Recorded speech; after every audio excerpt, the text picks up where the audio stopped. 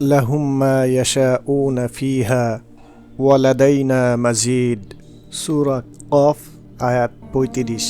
আল্লাহ তাআলা বলছেন, লাহুম মা ইয়াশাউনা ফিহা, এখানে তারা যা কামনা করবে তাই থাকবে। অর্থাৎ জান্নাতীরা জান্নাতে যা চাইবে তাই পাবে। চাওয়া মাত্রই তার সামনে উপস্থিত দেখতে পাবে। বিলম্ব ও অপেক্ষার বিড়ম্বনা সইতে হবে না। রাসূলুল্লাহ সাল্লাল্লাহু আলাইহি ওয়াসাল্লাম বলেন, জান্নাতে কারো সন্তানের বাসনা হলে গর্ভধারণ, প্রসব ও সন্তানের কায়িক বৃদ্ধি এগুলো সব এক মুহূর্তের মধ্যে নিষ্পন্ন হয়ে যাবে। মুসনাদে আহমদ, তিরমিজি, ইবনে মাজাহ। আল্লাহ তাআলা আরও বলছেন, ওয়ালাদাইনা মাজিদ, অর্থাৎ তারা যা চাইবে তা তো পাবেই, কিন্তু আমি তাদেরকে আরও এমন কিছু দিব যেটা পাওয়ার ইচ্ছা তো দূরের কথা, তাদের মন, মগজ এবং কল্পনাতেও থাকবে না। কারণ আল্লাহ তাআলার কাছে এমনও নিয়ামত আছে যা মানুষ কখনো কল্পনা করতে পারবে না, আর তাই তারা এগুলোর ইচ্ছাও করতে পারবে না। আল্লাহ তাআলা নিজেই খুশি হয়ে বান্দাদেরকে সেগুলো দিবেন। হাদিসে এসেছে, রাসূল সাল্লাল্লাহু আলাইহি ওয়াসাল্লাম বলছেন, আমি বান্দাদের জন্য এমন কিছু রেখেছি যা কোনো চোখ দেখেনি, কোনো কান কোনো দিন শোনেনি, এমনকি কোনো মানুষের অন্তরেও উদয় হয়নি। মুসলিম শরীফের হাদিস। হজরত উম্মে সালামা রাদিয়াল্লাহু আনহা প্রশ্ন রেখেছিলেন, দুনিয়ার নেককার মহিলাগণ উত্তম নাকি জান্নাতের হুরগণ উত্তম? তিনি এই প্রশ্নটি করেছিলেন কেননা দুনিয়ার নারীদেরকে তো সৃষ্টি করা হয়েছে পচা মাটি দিয়ে, যাদের থেকে মলমূত্র বের হয়।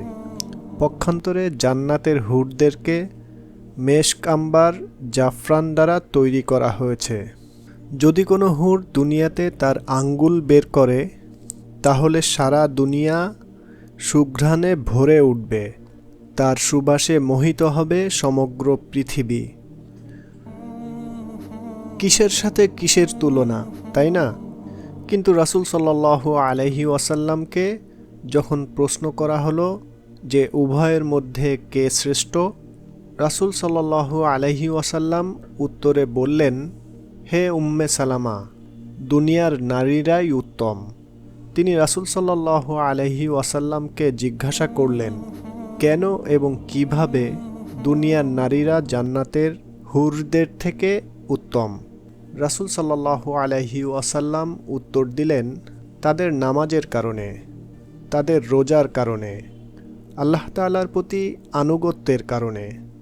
প্রশ্ন হতে পারে, নামাজ রোজার পর আনুগত্য বা ইবাদতের কথা বলার প্রয়োজন কি?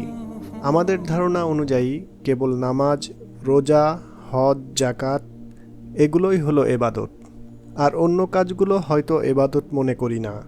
অথচ হাদিসের যেখানে ইবাদত শব্দটি উল্লেখ আছে, সবকটি জায়গার অর্থ হবে সমস্ত জিন্দেগি বন্দেগিতে পরিণত করা। অর্থাৎ সকালে ঘুম থেকে ওঠা এবং রাতে ঘুমাতে যাওয়া পর্যন্ত সমস্ত কাজ ইবাদতে পরিণত করা। আর এগুলো হবে আল্লাহ এবং আল্লাহর রাসূল সাল্লাল্লাহু আলাইহি ওয়াসাল্লামকে আনুগত্য এবং অনুসরণের মাধ্যমে। অর্থাৎ নামাজ, রোজা, হজ, যাকাত সর্বোপরি সব কিছুই হবে আল্লাহ তাআলার সন্তুষ্টির জন্য। আর বিনিময়ে আল্লাহ পাক তাদের চেহারায় নূর দিবেন, তাদের অপরূপা বানিয়ে দিবেন, নিখাত স্বর্ণের অলঙ্কারে সজ্জিত করবেন, সুঘ্রাণ ছড়িয়ে দেওয়া আংটি পরাবেন।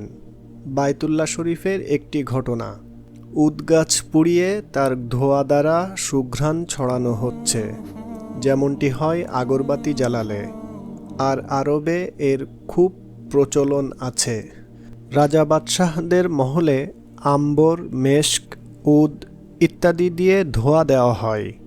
এতে মহলের সব জায়গায় সুঘ্রাণ ছড়িয়ে পড়ে। একই রকমভাবে তাদের আংটি থেকে সুঘ্রাণ বের হবে, চারিদিকে ছড়িয়ে পড়বে। স্নিগ্ধতার পরিবেশ সৃষ্টি করবে। রাসূল সাল্লাল্লাহু আলাইহি ওয়াসাল্লাম বলেন, তাদেরকে এমন আংটি দেওয়া হবে যা থেকে খুশবু ছড়াবে। সে আংটিগুলো হবে মতির। জান্নাতের হুর ও দুনিয়ার পরহেজগার ঈমানদার নারীরা বিতর্ক করবে। জান্নাতের হুরেরা বলবে, আমরা তোমাদের থেকে শ্রেষ্ঠ, কারণ আমরা চিরদিন জীবিত, আমাদের কোনো বার্ধক্য নেই, আমরা চিরকৃতজ্ঞ, কখনো অকৃতজ্ঞ হব না, আমরা চিরবন্ধু, স্থায়ী বন্ধনে আবদ্ধ, আমাদের কখনো বিচ্ছেদ হবে না। তবে দুনিয়াবাসীদের ভিতর এই 4টি দোষী আছে, হোক সে পুরুষ অথবা নারী, সকলের মধ্যেই এগুলো রয়েছে। আমরা দুনিয়াবাসীদের বয়সের সাথে সাথে আমরা বুড়ো হয়ে পড়ি, আপোষে আমাদের মধ্যে বিবাদ হয়, আবার বিচ্ছেদ হয়। দুনিয়াতে আমাদের মৃত্যু তো আছেই, এসব কিছুই সত্য। তবে ঈমানদার নারীগণ হুরদেরকে বলবে, আমরা নামাজ কায়েম করেছি, তোমরা নামাজ পড়নি, আমরা সিয়াম পালন করেছি, তোমরা করনি, আমরা অজু করেছি, তোমরা কখনো করনি, আমরা আল্লাহর পথে অর্থ সম্পদ ব্যয় করেছি, দান করেছি, তোমরা সে সুযোগ পাওনি। হযরত আয়েশা রাদিয়াল্লাহু আনহা বর্ণনা করেন, সুতরাং ঈমানদার মহিলারাই বিজয়ী হবে। ঈমান, তাকওয়া, তাওয়াক্কুল, সতীত্ব রক্ষা, পবিত্রতা রক্ষার ফলশ্রুতিতে ঈমানদার নারীরা হুরদের উপরে বিজয়ী হবে।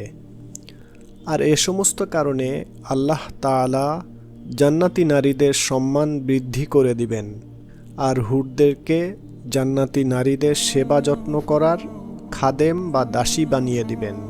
একজন আরবি কবির ভাষায় বিষয়গুলো ফুটে উঠেছে ঠিক এভাবে।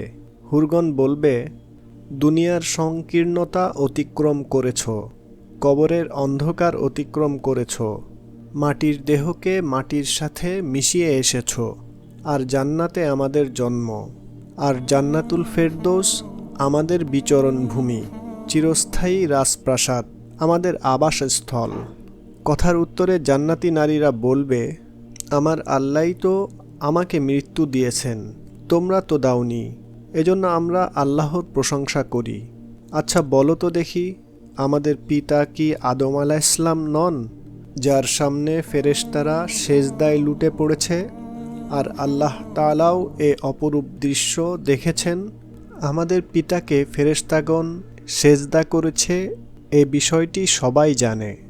গভীর রাতের আধারে যখন তারাগুলোর আলো ম্লান হয়ে আসে, তখন চুপি চুপি উঠে জায়নামাজে আল্লাহর সামনে দাঁড়ানো এবং আল্লাহর দরবারে কেঁদে কেঁদে বুক ভাসানোর মজা যদি তোমরা বুঝতে। যখন কেউ দেখে না, তখন শুধু আল্লাহ তাআলাই দেখেন। আর রাতের সেই প্রহরে আল্লাহর দরবারে দাঁড়ানোর আনন্দ অনুভূতি এক ধরনের, আর জান্নাতের অনুভূতি আর এক ধরনের। গোপনে চুপি চুপি আল্লাহর দরবারে কান্নাকাটি করা আর জান্নাতে থাকা দুটি ভিন্ন স্বাদের বিষয়, যেটা থেকে তোমরা বঞ্চিত। আচ্ছা, ইবাদত বন্দেগীর কথা বাদই দিলাম, তবুও আমরা তো সেই মাতৃজাতি যাদের গর্ভ থেকে নবী রাসূলদের আগমন। আমাদের কোলজুড়েই আম্বিয়া কেরাম লালিত পালিত হয়েছেন। আমরা তো আখিরি নবী হযরত মুহাম্মদ সাল্লাল্লাহু আলাইহি ওয়াসাল্লাম এর উম্মত হওয়ার সৌভাগ্য অর্জন করেছি। শুধু কি তাই, আল্লাহর প্রিয় নবী ও প্রিয় বন্ধুর দুনিয়ায় পদার্পণ আমাদের মাধ্যমেই, আবার আমাদের কোলেই তিনি লালিত পালিত হয়েছেন। বিতর্ক চলছে তো চলছেই, কিন্তু ফয়সালা দেবে কে? আল্লাহ রাব্বুল আলামিন আরশের উপর থেকে ফয়সালা দিবেন তার ঈমানদার বান্দির পক্ষে। সুবহানাল্লাহ। এটাই হচ্ছে আমাদের জীবনের সত্যিকারের লক্ষ্য, আর আমরা ধীরে ধীরে সেই দিকেই এগিয়ে চলছি। আমরা এই পৃথিবীতে কেউ চিরস্থায়ীভাবে থাকতে আসিনি। ইচ্ছাই হোক আর অনিচ্ছাই হোক, আমাদেরকে এ পৃথিবী ছেড়ে চলে যেতেই হবে। আমাদেরকে যেতে হবে পরকালে, আখেরাতে। সর্বক্ষেত্রে আল্লাহ তাআলার আনুগত্য এবং রাসূল সাল্লাল্লাহু আলাইহি ওয়াসাল্লামের অনুসরণই হচ্ছে জান্নাতের পথ, জাহান্নাম থেকে মুক্তির উপায়, নারী হই অথবা পুরুষ। আমরা যদি আমাদের শরীরকে আল্লাহর হুকুম, রাসূল সাল্লাল্লাহু আলাইহি ওয়াসাল্লামের সুন্নাহ অনুযায়ী সাজাতে পারি, আল্লাহর নাফরমানিতে লিপ্ত না হই, অর্থাৎ হাত দিয়ে যদি অন্যায় না করি, মুখ দিয়ে যদি অন্যায় না বলি, চোখ দিয়ে যদি অন্যায় না দেখি, পা দিয়ে যদি অন্যায় পথে না চলি, কান দিয়ে যদি অন্যায় না শুনি, বুদ্ধি বিবেক যদি অন্যায় কাজে ব্যবহার না করি, আল্লাহর নির্দেশ এবং রাসূল সাল্লাল্লাহু আলাইহি ওয়াসাল্লামের দেখানো পথে পরিচালনা করি, তাহলে আমাদের জীবনের উদ্দেশ্য পরিপূর্ণ হবে ইনশাআল্লাহ।